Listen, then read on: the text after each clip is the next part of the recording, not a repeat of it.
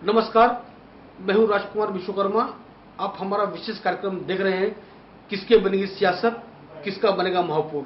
इस कार्यक्रम के अंतर्गत हम आ चुके हैं वार्ड क्रमांक 168 में।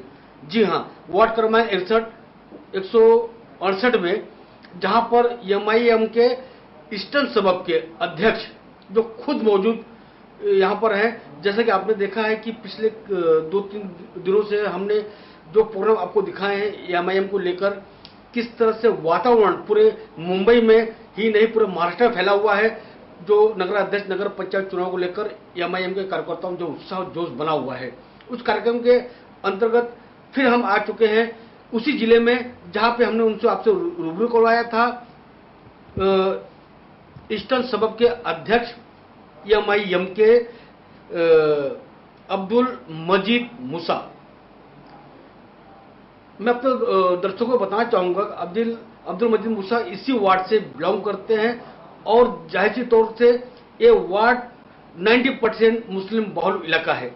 मैं हम सीधी बात करेंगे अब्दुल मजीद मूसा जी से। अब्दुल भाई, एक तो सबसे बड़ी जिम्मेदारी आपके ऊपर आ चुकी है कि जो चुनाव रिजल्ट हुए हैं नगर पंचायत नगर पालिका के, एक एमआईएम में लोगों में एक काफी उत्साह बढ़ा है और लोगों में चुनाव लड़ने के लिए एक होड़ सी मची है। ऐसी परिस्थिति से निपटने के लिए आपने क्या तैयारी की है?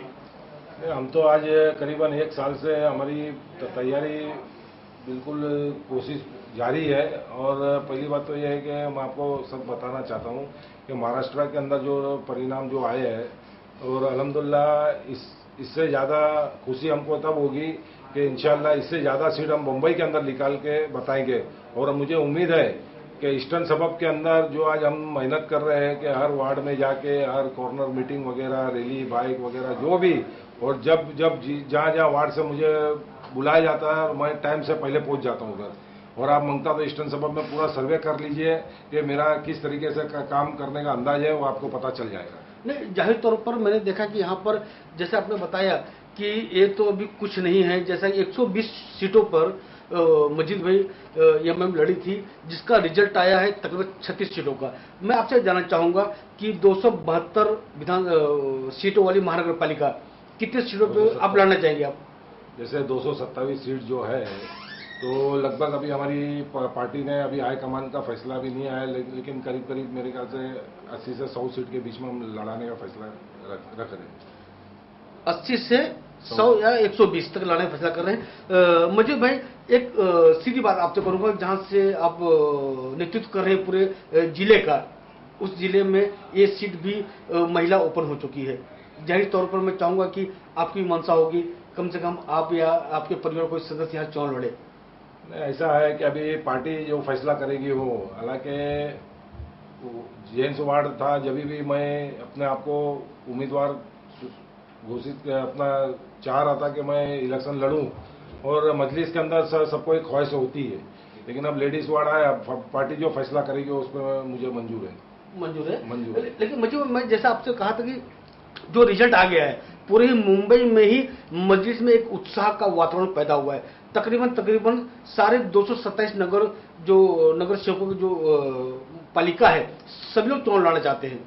तो ऐसे में एक जिला अध्यक्ष होने नाते बहुत बड़ी जिम्मेदारी आप पे आन पड़ती है। जैसे कि आपने कहा कि एमआईएम तकरीबन 80 से 120 सीटों चुनाव लड़ेगी, तो ऐसे पे मतलब जो आपके जिले के अंदर जो सीटें आती हैं, तो इसमें आपके लिए कितनी बड़ी चुनौती साबित होगी? नहीं, इंशाल्लाह हम तो जैसे गोवंडी एरिया है, जैसे चांदीवली तालुका है, गोवंडी तालुका है, कालीना तालुका है, कुर्ला तालुका है, और जहाँ जहाँ हमें ऐसा लग रहा है कि जहाँ 70 से 65% मुस्लिम वोट है, 40% मुस्लिम वोट है, वहाँ इंशाल्लाह हम लोग सीट लड़ाएंगे। और हमें उम्मीद है कि ज़्यादा से ज़्यादा पूरे मुंबई में ईस्टर्न सबब से सीट ज़्यादा निकालने की हम कोशिश कर रहे हैं, ताकि जवाबदारी एक ऐसी चीज़ है कि मुझे भी बताना है कि पार्टी ने जब मेरे को इतना बड़ा। अब्दुल मजीद भाई, जैसा वार्ड का में 167 काफी दिनों से एनसीपी कब्जे में रहा है, तो आज यहाँ क्या प्रयास, क्या लगता है कि अगर एमआईएम के उम्मीदवार अगर यहाँ पर आते हैं, तो किस मुद्दे को लेकर आप मैदान में उतरेंगे आप? यहाँ पे विकास तो वाकई में बहुत कुछ बाकी है अभी।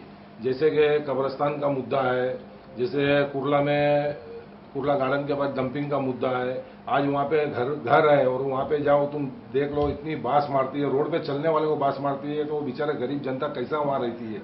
आज हमने यहाँ पे नगर सेवक को जो राष्ट्रवादी पार्टी के जो जीता के लाया है, 2-2, 3-3 बार लेके आए हैं, लेकिन मुद्दा जो डंपिंग का है वो वादे करते हैं लेकिन कुछ करते नहीं है। 5 साल बीत जाता है, फिर आखिरी के जब लास्ट के 1-2 महीना रहते हैं तो फिर बोले हम ये कर रहे वो कर रहे हैं। हालांकि मैं भी आज 25 साल से एनसीपी में ही था, लेकिन सिर्फ वाली वादा ही वादा था बस, और बाकी कुछ नहीं है।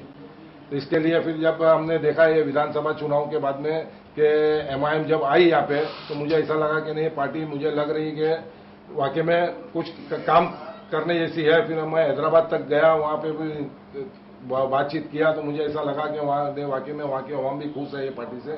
तो फिर मैं यहाँ पे आके इस पार्टी को आपने ज्वाइन किया। मजीद भाई, मैं आपसे यही जानना चाहूंगा, राष्ट्रवादी कांग्रेस पार्टी आप यहाँ खुद रहे हैं, तो आपको क्या लगता है अगर MIM पार्टी का यहाँ पर नुमाइंदगी या नुमाइंदे का चुन कर आता है तो प्राथमिकता वार्ड क्रमांक 61 में क्या होगी, जो अभी तक यहाँ के नुमाइंदों ने नहीं किया था? नहीं, सबसे पहला तो मैं सबको लेके चलने का हिसाब मेरा पहले से ही है।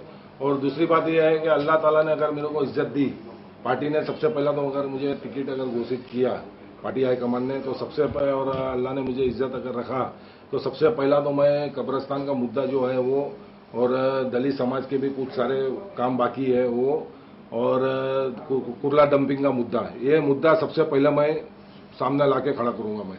और बहुत सारे काम है अभी ऐसे, लेकिन अभी बताना नहीं चाहता हूं, लेकिन वक्त आएगा तो उस टाइम पे मैं बताऊंगा आप लोग को, और आपके सामने सब आएगा कि कौन कितना काम किया, कौन क्या किया, कौन नहीं किया, और कितनी आवाम उनसे खुश है और कितनी आवाम इनसे नाराज है, क्या है, वो सब सामने आएगा। सिर्फ 2 महीने का इंतजार करो, इंशाल्लाह सब सामने आ जाएगा।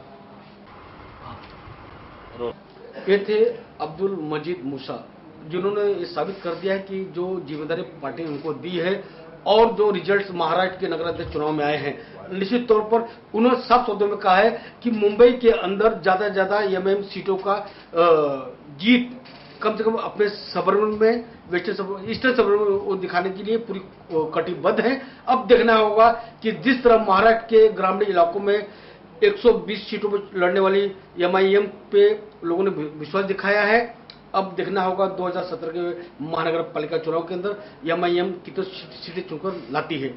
कैमरामैन अजीज खान के साथ मैं राजकुमार विश्वकर्मा, फ्लैश न्यूज, वार्ड क्रमांक 168 से कल्याण विधानसभा।